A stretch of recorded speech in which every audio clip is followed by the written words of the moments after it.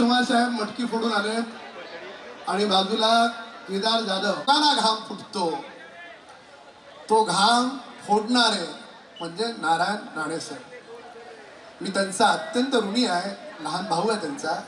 माझ्या काशी यात्रेला फ्लॅग दाखवायला आले, माझ्या मागच्या हंडीतही मला आशीर्वाद द्यायला आले आणि आजही राणेसाहेब आपल्याला या ठिकाणी आशीर्वाद द्यायला आले। राणेसाहेब, आज आपण या ठिकाणी महानगरपालिकेच्या विजयाच्या संकल्पाची माननीय मुख्यमंत्र्यांच्या हस्ते दहीहंडी फोडली।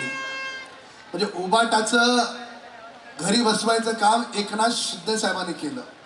आता उरलं सुरलेलं दुकान तुम्ही आधीच बंद केलं त्यांचं दुकान, पण उरलं सुरलेलं उबाटाचं दुकान पण आपल्याला येणाऱ्या महानगरपालिकेमध्ये बंद करायचं। माननीय मुख्यमंत्र्यांनी ती हंडी फोडली आणि आजची ही हंडी आपली ऑपरेशन सिंदूर च्या आपले जे शूरवीर सैनिक आहेत त्यांना सलामी देणारी हंडी आहे।